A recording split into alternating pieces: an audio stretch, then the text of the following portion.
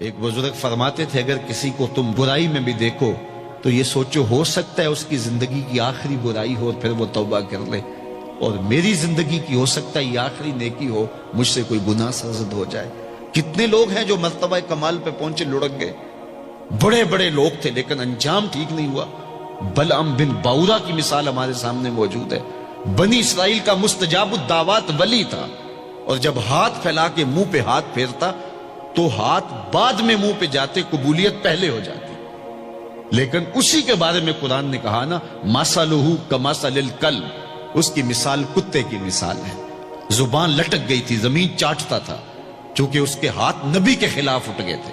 اس نے سمجھا تھا میں مستجاب الدعوات ہو گیا ہوں، اب جو چاہوں جس کے بارے چاہوں بد دعا کر دوں، لیکن بد دعا اپنے حق میں نکل گئی، زبان لٹک گئی۔ اس لیے میاں صاحب بولے، پڑھنے اتے مان کرینا نہ آکھی میں پڑھیا، او جبار کہار صداوے متا روڑ دیوے دودھ کڑیا۔ تو اس لیے ہر وقت ڈرتے رہو۔ ابھی ملیکہ کہتے ہیں میں نے 30 اصحاب رسول سے ملاقات کی ہے، 30 اصحاب رسول سے، تو میں نے ہر شخص کو فکر مند پایا ہے۔ وہ کہتے تھے ہمارا انجام ٹھیک ہو جائے، انجام ٹھیک ہو جائے۔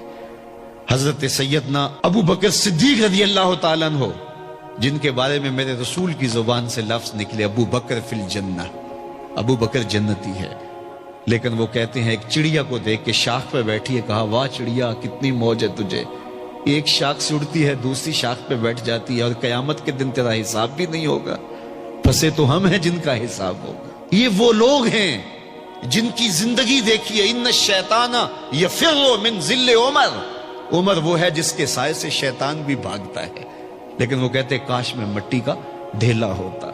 اللہ اکبر۔ حضرت عمر کہتے ہیں کہ اگر برابر سرابر بھی چھٹ گئے تو غنیمت جانیں گے، اگر برابر بھی چھٹ گئے تو پھر بھی غنیمت جانیں گے۔ یہ وہ لوگ ہیں جن کی زندگیاں تقوی سے عبارت تھی، اور اللہ کی خشیت جن کے سینوں کا نور تھا اور باطن کا سرور تھا۔ ہمارے بہت سارے معاملے اور بہت ساری خرابیوں کی جڑ یہ ہے کہ ہم نے اس دنیا کو اوڑھنا بچھونا بنا لیا۔ ایسے اس دنیا میں ہم زندگی گزار رہے ہیں جس طرح ہم نے اس دنیا سے کبھی جانا ہی نہ ہو۔ اس لیے دنیا کی بے رغبتی، دنیا کی بے رغبتی کا مطلب یہ نہیں ہے کہ ترک دنیا کیا جائے۔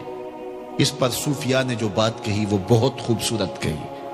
وہ کہتے ہیں کہ دنیا کے اندر ایسے رہو جس طرح کشتی پانی میں رہتی ہے، کہ کشتی پانی میں رہتی بھی ہے لیکن پانی کو اپنے اندر آنے بھی نہیں دیتی۔ تم دنیا میں رہو، دنیا تمہارے اندر نہ رہے۔ اگر تم دنیا میں رہو گے تو خیر ہے، اگر دنیا تمہارے اندر رہی تو پھر کچھ نہیں بچ پائے گا۔ کشتی پانی میں رہے تو خود بھی تیرتی ہے، اوروں کو بھی تراتی ہے، لیکن اگر پانی کشتی میں آ گیا تو کشتی کو لے ڈوبے گا۔ اس کی رحمت کے دروازے کھلے ہیں، آج ہم اس کی چوکھٹ پہ آ جائیں، کل تو آنا ہی آنا ہے۔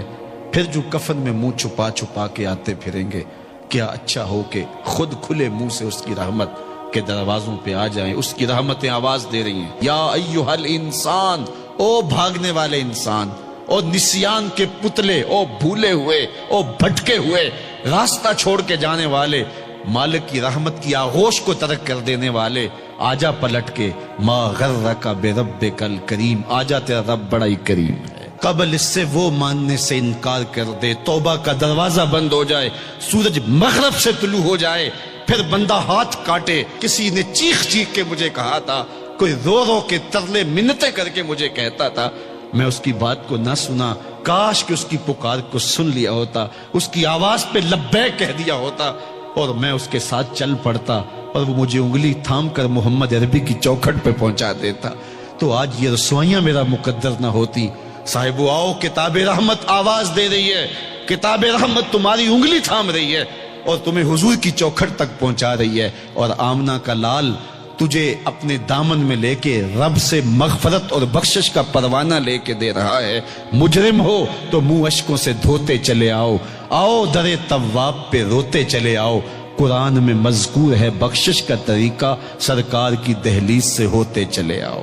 اور تھوڑی سی زندگی باقی ہے، بہت زندگی کاٹ چکی، آوارگی میں کاٹ دی، اور گناہوں میں کاٹ دی، منمانیوں میں کاٹ دی، خواہشات نفس میں کاٹ دی۔